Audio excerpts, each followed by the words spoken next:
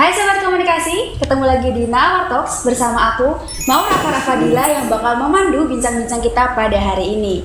Nah teman-teman, hari ini kita bakal bawain tema yaitu menggali nilai kepemimpinan untuk masa depan. Kita bakal belajar gimana sih cara jadi pemimpin yang baik, entah itu untuk diri sendiri maupun untuk orang lain.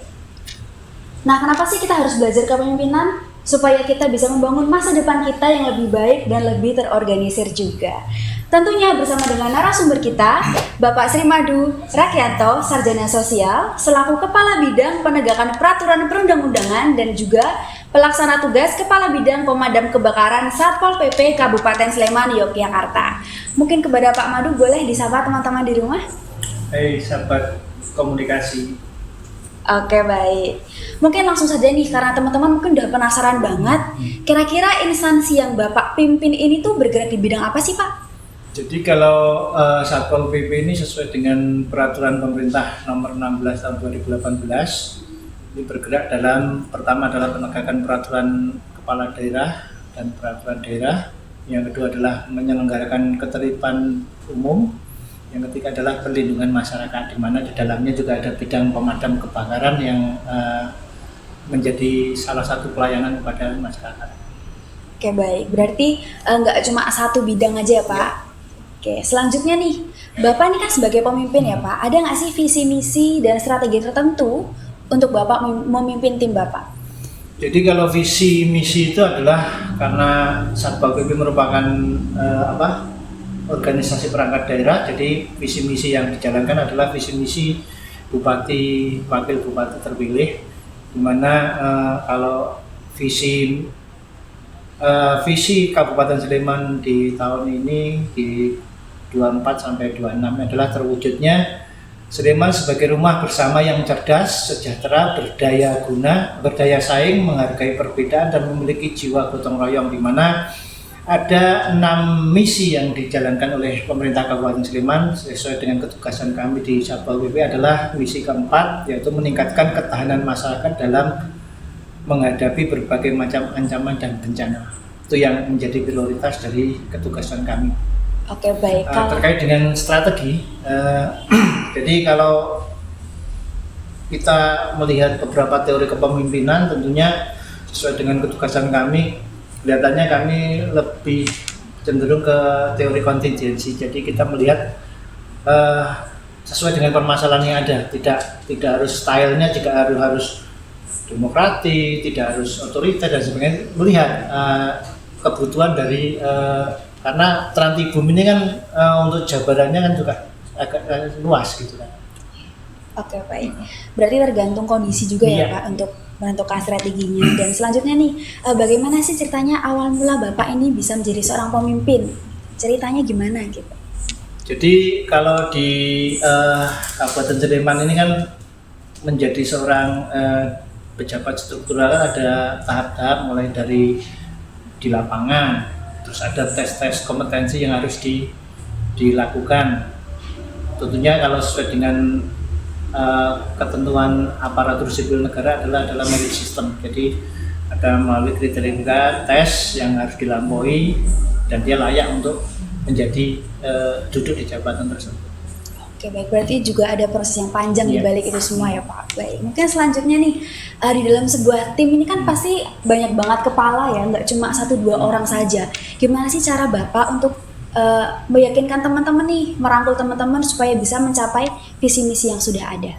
Yang pertama adalah kita melihat di dalam tim kita itu, ya kalau bisa masing-masing kepala itu kan kita bisa lihat apakah mereka dalam kategori orang-orang yang kreatif, apakah orang-orang yang harus diarahkan dan sebagainya. Ketika kita sudah tahu itu, kita mencoba belajar untuk berkomunikasi yang baik. Itu yang penting.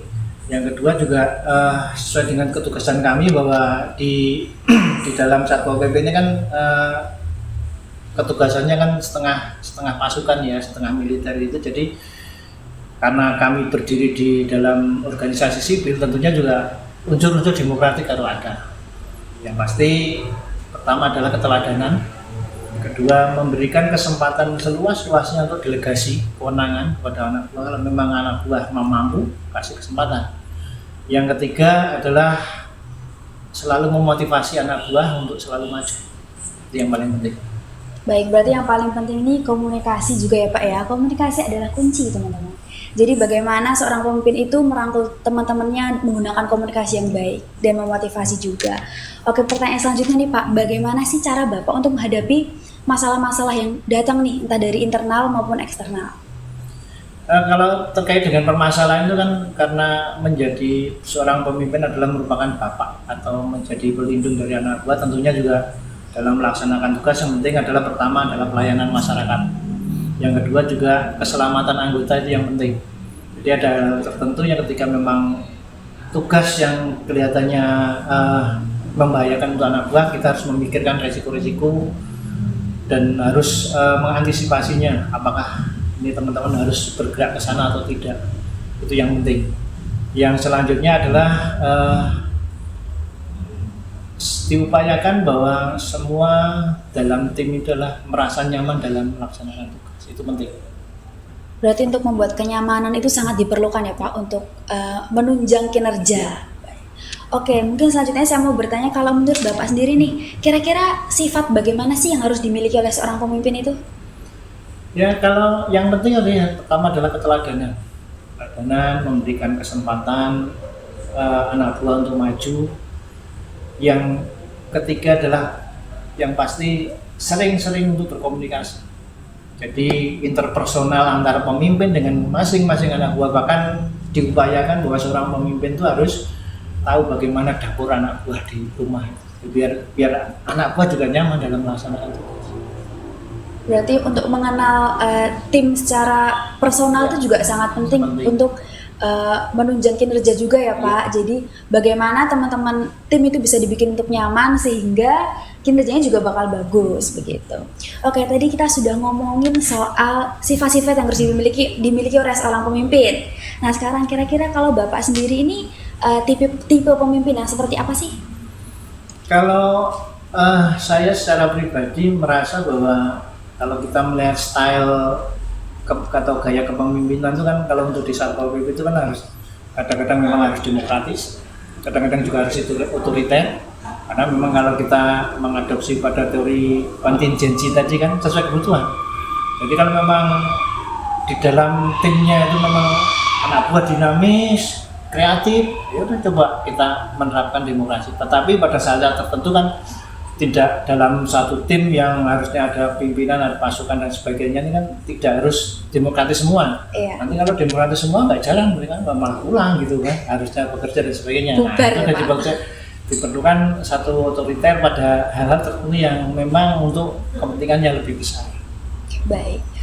Tapi kalau Bapak sendiri sebagai seorang pemimpin, pernah nggak sih Pak merasa kayak lelah atau capek gitu menghadapi anak buahnya? Mungkin bisa dijelaskan. Yang pasti bahwa upaya yang kita upayakan, yang kita usahakan, ini tentunya juga harus kita sandarkan pada kekuasaan yang maha kuasa.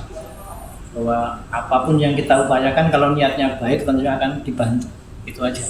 Jadi selain sisi-sisi manusiawi, juga sisi-sisi rohani juga harus kita bangun dalam membentuk dalam tim itu. Supaya kita juga nyaman dalam hal apa yang kita upayakan, sebenarnya bukan hanya untuk mereka, tapi kan untuk masyarakat yang dapat kita upayakan untuk sebagai nilai-nilai ibadah. Oke, baik. Kalau Bapak sendiri nih, Bapak kalau misalkan diberikan dua pilihan ini Pak di suatu pekerjaan, kira-kira bagaimana sih cara Bapak untuk mengambil keputusan biar keputusan itu menjadi yang baik untuk semuanya? Gitu. Yeah. Yang pasti kami sebagai aparatur sipil negara adalah mengutamakan kepentingan negara dan masyarakat di atas kepentingan pribadi dan golongan. Itu sebagai prinsip. Dan itu sudah menjadi janji kami ketika kami disumpah sebagai ASN. Semua saya dan anak-anak buah saya memang harus menjalankan itu. Itu sebagai patokan. Oke, baik teman-teman. Berarti untuk menjadi seorang pemimpin yang baik, kita harus yang pertama mengutamakan komunikasi dan juga teladan bagi tim kita. Jadi bagaimana kita sebagai pemimpin bisa memberikan contoh yang baik dan berkomunikasi agar kegiatan kita, agar visi misi kita bisa tercapai dengan baik. Oke Pak, pertanyaan selanjutnya nih, gimana sih Pak pendapat Bapak atau pesan terhadap teman-teman Gen Z nih yang sekarang kan pemikirannya sudah semakin berkembang. Gimana sih cara menjadi pemimpin yang baik yang cocok untuk Gen Z? Yang pasti bahwa kepemimpinan atau menjadi seorang pemimpin adalah keniscayaan. Semua orang akan menjadi pemimpin untuk dirinya, untuk keluarganya. Mungkin seorang ibu menjadi pemimpin anaknya, bapak menjadi pemimpin untuk keluarganya. Jadi bahwa kepemimpinan akan dapat dilakukan atau menjadi seorang pemimpin dapat berjalan dengan baik ketika kita mempersiapkannya. Yang pasti cara berkomunikasi itu yang penting. Yang kedua juga nilai-nilai rohani, nilai-nilai keagamaan itu penting. Yang ketiga adalah menjadi teladan, itu yang penting. Dan juga menjadi teladan untuk lingkungannya, untuk teman-temannya. Itu pasti untuk generasi yang akan datang juga bisa menjadi pemimpin seperti baiknya. Oke baik teman-teman. Jadi teman-teman untuk menjadi pemimpin yang baik itu yang pertama kita harus mengutamakan komunikasi. Nilai-nilai rohani juga jangan dilupakan dan juga jadi teladan ya Pak, supaya kita bisa memimpin diri kita sendiri maupun orang lain dengan baik. Oke, mungkin itu saja Pak bincang-bincang kita pada hari ini. Mungkin bisa sama-sama kita tutup. Nawar Talks will be back. Salam komunikasi.